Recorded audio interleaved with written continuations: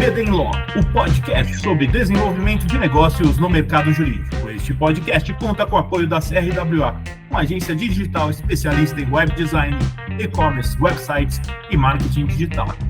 CRWA, há 14 anos entregando performance e resultados de comunicação. TKRA Contabilidade, a contabilidade certa para o crescimento da sua empresa. Já ouviu falar em Legal Design? Não? Procura por Bits Legal Design, criando documentos que qualquer pessoa entende. A área de propriedade intelectual no direito se dedica à proteção e regulamentação de criações intelectuais como invenções, patentes, marcas, desenhos industriais, direitos autorais, software e outros ativos intangíveis. Seu objetivo é garantir que os autores, inventores e empresas possam proteger legalmente suas inovações, impedindo o uso não autorizado por terceiros e fomentando a inovação. Além disso, essa área atua no combate à concorrência desleal, pirataria e em disputas relacionadas a esse direito, buscando resolver conflitos tanto no âmbito do contencioso quanto do pré-litígio. E este é o tema de hoje no BD Law, o podcast sobre desenvolvimento de negócios no mercado jurídico. Sejam muito bem-vindas e bem-vindos. Eu sou seu host, Gabriel Bedini, especialista em desenvolvimento de negócios no mercado jurídico.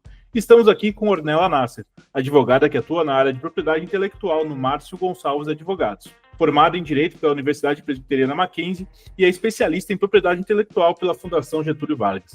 Nessa, seja muito bem-vindo e obrigado por aceitar o nosso convite. Olá, querido Bedini, olá a todos. Eu gostaria de dizer que é um prazer imenso estar aqui hoje, Bedini. Eu venho acompanhando todos os seus trabalhos, fico encantada com cada assunto, cada compartilhamento de experiências, né? Então, compor esse espaço hoje, para mim, é de muita honra. Muitíssimo obrigada pelo convite. Não, imagina, a honra é toda minha. E também a gente se conhece faz tempo, né? Desde a época do Dante lá, então é muito gostoso estar com você aqui no BD Law. Então, vamos direto ao ponto. Conta um pouquinho da sua trajetória e como que você chegou na área de propriedade intelectual. Tá certo, Bedini. Eu acho que, assim, começando lá atrás, né? Eu pensava muito em fazer publicidade antes de começar, antes de chegar à conclusão de que eu seguiria a carreira jurídica, né? E, enfim, resolvi fazer direito no terceiro colegial, um pouco antes da inscrição para o vestibular. Só que eu acho que a questão de publicidade, propaganda ficou um pouquinho assim na cabeça. Então, quando eu resolvi fazer o estágio, né, o primeiro foi em trabalhista, porque foi uma oportunidade que eu consegui, mas logo que eu entendi que eu teria que seguir algo que realmente eu entendesse que fosse apaixonante para mim, eu pensei muito em alguma coisa relacionada ali mesmo com publicidade, com propaganda, enfim, e tomei conhecimento da área de propriedade intelectual, né, que eu acho que a gente vai conversar um pouquinho mais a respeito e vai dar para perceber que tem uma certa conexão, né. Então, meu segundo estágio já foi em propriedade intelectual, na área contenciosa. Eu trabalhava para o segmento de luxo de marcas italianas. Que legal. Exatamente. Então, assim, para uma pessoa que está começando, né, ainda mais esse universo, assim, de luxo, enfim, foi super cativante, né? Então, depois eu trabalhei ainda como estagiária no mundo também completamente diferente, que era em patentes farmacêuticas. Nossa. Muito específico, muito desafiador, né? Ainda mais na qualidade de estagiária. Então, foi um estágio de muita aprendizagem. O escritório também era muito bom, então foi um ensinamento de como me tornar advogada, né? Então, assim, eu sou muito grata por essa experiência, porque foi um momento de muito crescimento como profissional e técnica, né? Um conhecimento técnico nos assuntos. E aí, depois, já como advogada, eu fui para um escritório ele não era tão restritivo às matérias, então eu trabalhava meio que com todos os assuntos de PI, tudo voltado mais ao contencioso, um pouco de aduaneiro também. Aduaneiro é mais ou menos questões de subfaturamento, de concorrência desleal e a tentativa de cortar essas práticas ilícitas, né, essas práticas desleais, já na raiz, para evitar que o produto entre no mercado brasileiro e atinja os consumidores, enfim. E, atualmente, eu estou no escritório Márcio Gonçalves Advogados, né, e eu continuo atuando na frente contenciosa com todos os assuntos de PI. Que legal. E, né, eu queria que você contasse um pouquinho o que é a propriedade intelectual e quais são os principais tipos de proteção que ela fornece. Conta um pouquinho para a gente da área, por favor. A propriedade intelectual, Bedini, ela vem para proteger inventos e criações, né?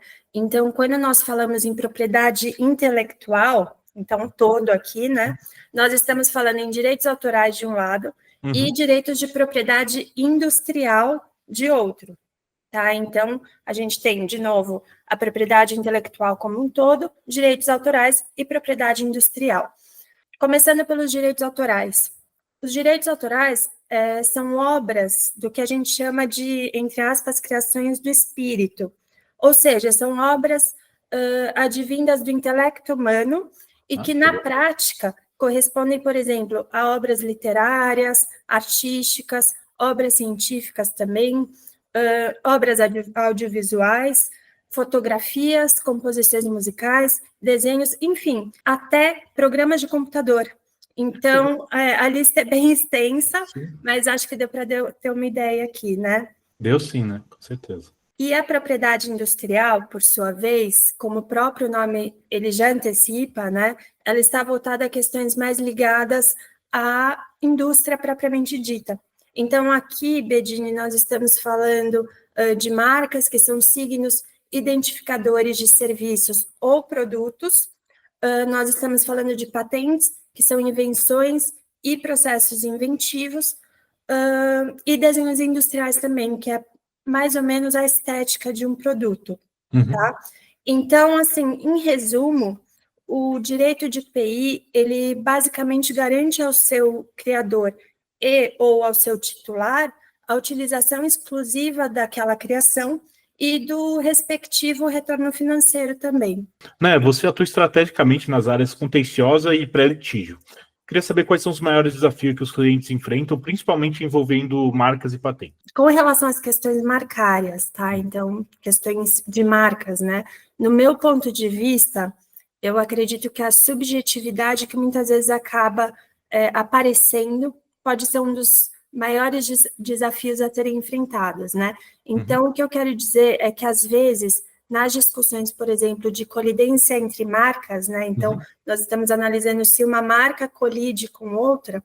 Após o enfrentamento das questões técnicas, eu entendo que sobra um exercício de comparação visual entre essas marcas que acaba voltando para opiniões pessoais, né?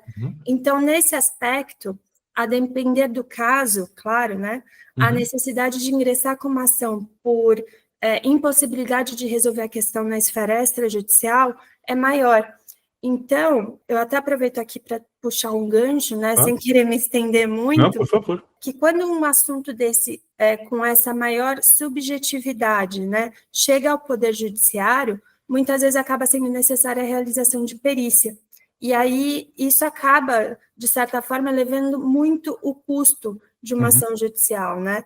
Então, com relação às marcas, apenas resumindo, eu entendo que a problemática pode estar relacionada a essa subjetividade de análise de comparação entre as marcas, né? Já com relação às patentes, o que eu penso que pode ser aí algo, algum entrave, né? É mais ou menos o seguinte, né? Quando você deposita o seu pedido de proteção de patentes perante o INPI, leva um tempo para a autarquia, né, o INPI, analisar esse pedido. Esse tempo, infelizmente, ainda costuma ser longo, tá? Então, nesse período, você tem uma mera expectativa de direito, você não tem uma proteção, né, da sua invenção. Então, o que acontece? Diante de uma suposta violação do seu invento, não é possível propor uma ação judicial. O que você tem que fazer é encaminhar uma notificação extrajudicial ao suposto infrator. Essa notificação ela tem que ser muito bem explicada, inclusive tecnicamente, né? E você tem que constituir o que a gente chama, no âmbito jurídico, né, constituir o suposto infrator in mora. E o que significa isso, né?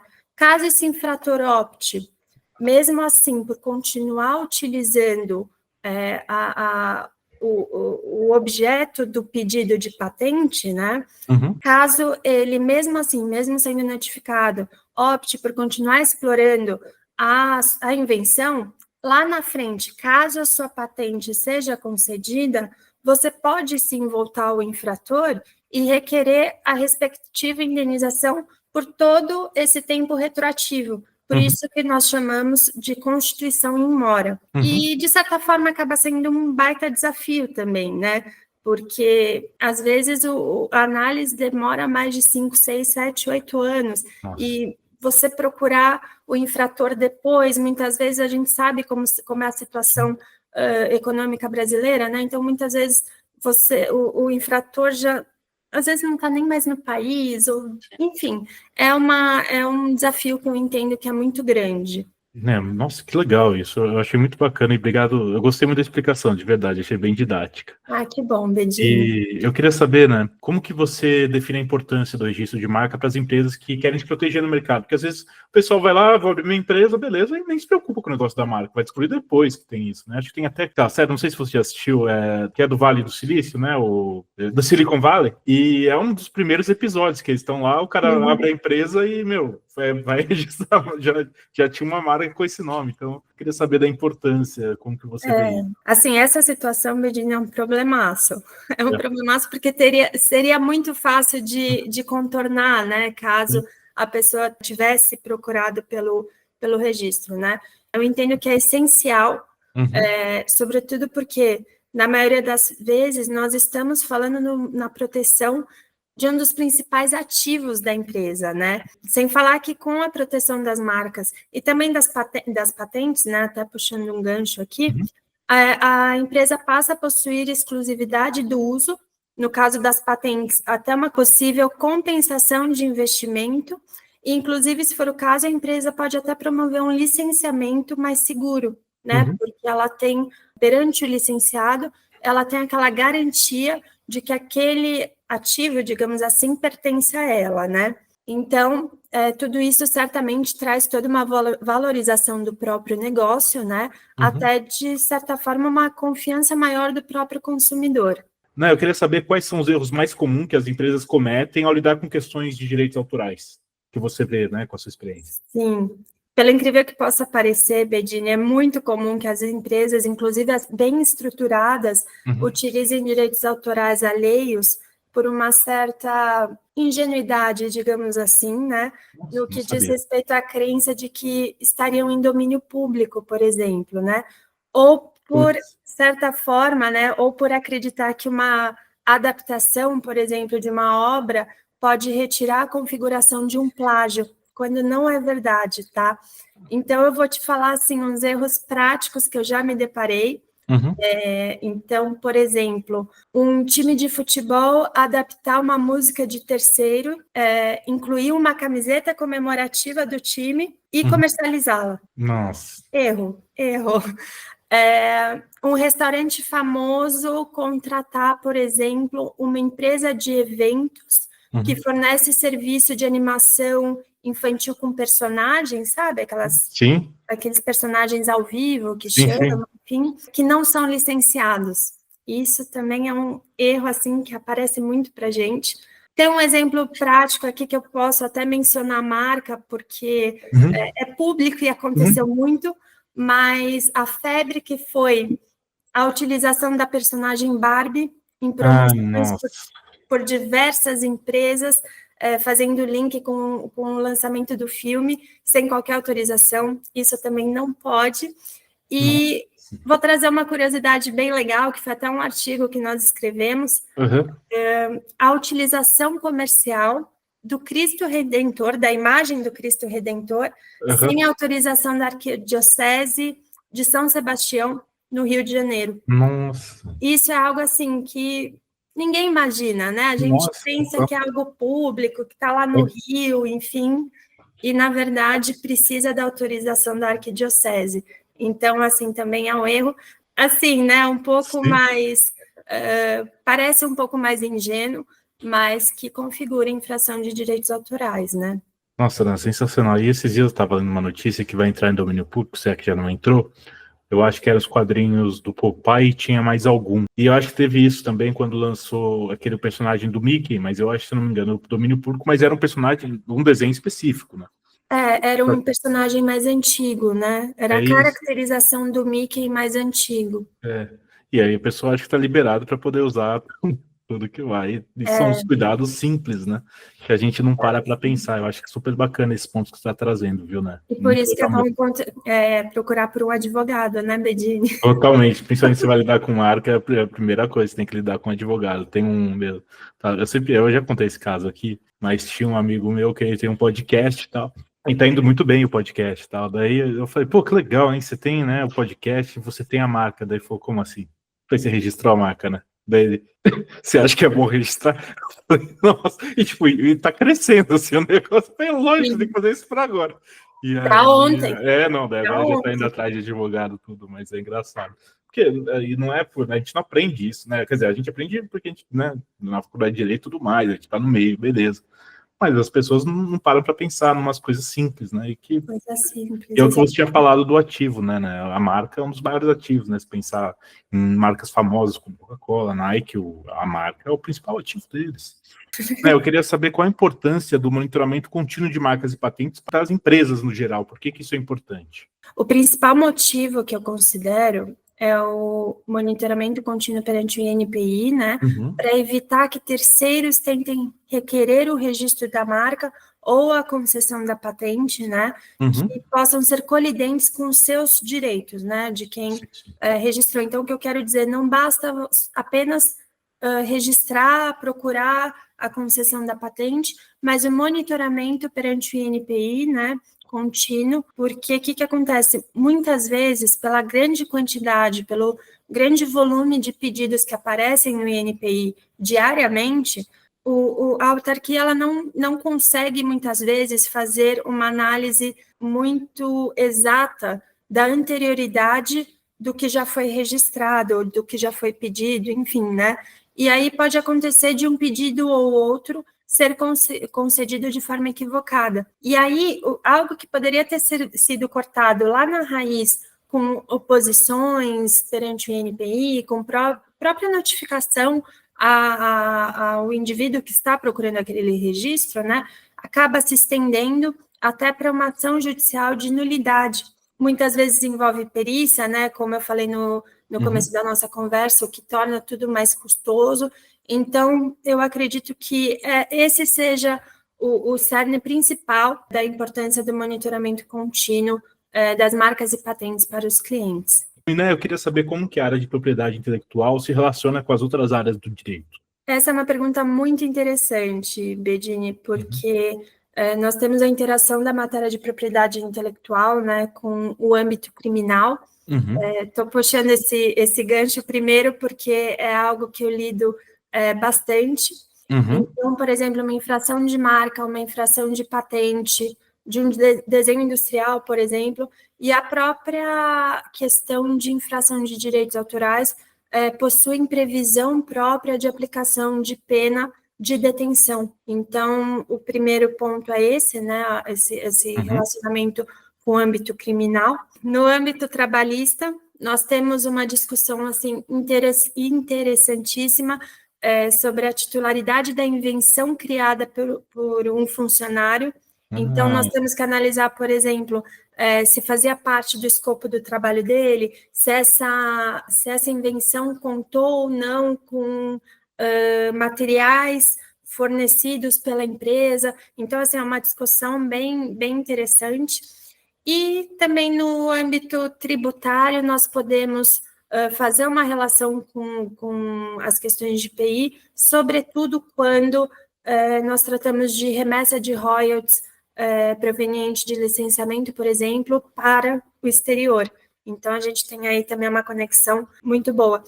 E, por fim, que eu possa lembrar, nós temos também uma relação com o direito do consumidor, porque o CDC, ele protege o consumidor de práticas, por exemplo, de falsificação de marca, de utilização de nome de estabelecimento de forma indevida e até da própria concorrência desleal, que está prevista na Lei da Propriedade Industrial, né? Então, acho até que a gente tem aí uma demanda, aí uns assuntos novos aí para um próximo episódio, Bedini. É verdade, né? Não, é sensacional. Eu terminei ontem, na verdade, de ler a biografia do Tim Burton. E teve um filme, eu não lembro exatamente qual que era, acho que era o Frank Winnie, alguma coisa assim, que era um cachorro Frankenstein, assim, vamos dizer. E ele tinha escrito o roteiro quando ele estava trabalhando na Disney. E ele queria produzir o filme, só que era de propriedade da Disney. Eu não sei se eu estou usando o termo correto nisso, mas quando ele trabalhava lá, ele criou esse roteiro, o roteiro ficou com a Disney. Não podia usar esse roteiro, porque era de propriedade da Disney, quando ele trabalhava como roteirista, ou sei lá o que fosse lá. E aí ele conta isso no livro, ele conta que ele pediu, deixa eu usar, por favor, de graça, não, para produzir. E aí até que uma vez, se não me engano, a Disney acabou concedendo para um caso que ele ia fazer lá. Então, mas é muito legal isso que você trouxe, porque eu lembrei de uma série de coisas legal, porque a propriedade, né, intelectual, isso tudo está no nosso dia a dia, né? A gente só não lembra disso às vezes, mas está, né? Então, seja pequeno, ou médio empresário, ou grande empresa, né? Vai estar lidando com isso, querendo ou não. Exatamente. Praticamente, porque assim, né, Bedini, se nós formos pensar, toda empresa, ela possui uma denominação, ela possui uma marca. Então, de certa forma, ela já conta com um ativo aí de propriedade intelectual, né? E as produções, então, muitas vezes, como resumindo até tudo que a gente falou, né? Você tem assim, uma criação de uma propaganda, nós estamos falando de um direito autoral. Você tem a embalagem de um produto, você está com a marca estampada desse produto. O produto, às vezes, tem a questão de um desenho industrial. Então, assim, a propriedade intelectual, de fato, é algo que está muito presente no nosso dia a dia e, como você falou, sem que a gente, muitas vezes, se dê conta, né? É isso aí, né? Eu queria agradecer aqui a sua presença no BD Law e por ter compartilhado a sua experiência com a gente. Queria saber se você tem algum contato para deixar para quem quiser conversar com você. Claro, Bedini. Em primeiro lugar, eu agradeço novamente pela oportunidade. Achei que foi um bate-papo muito enriquecedor, inclusive para os ouvintes, né, que acho que a gente pôde percorrer aí por vários insights, várias dicas também do que deve, do que não deve ser feito, né? E como contato eu deixo aqui o meu LinkedIn, a página do meu LinkedIn, é Ornella Nasser mesmo, e eu estou à disposição para o que for necessário. Perfeito, muito obrigado, né? Pessoal, a gente vai ficando por aqui, não deixe de nos seguir nas redes sociais. Estamos lá no Instagram, no @BDinLaw, e no meu LinkedIn, Gabriel Bedini, onde vocês vão encontrar conteúdo sobre desenvolvimento de negócios e mercado jurídico. Este é o BD Law, o podcast sobre desenvolvimento de negócios no mercado jurídico. Nos vemos no próximo episódio e até lá. BD Law, o podcast sobre desenvolvimento de negócios no mercado jurídico. Este podcast conta com o apoio da CRWA, uma agência digital especialista em web design, e-commerce, websites e marketing digital. CRWA, há 14 anos entregando performance e resultados de comunicação.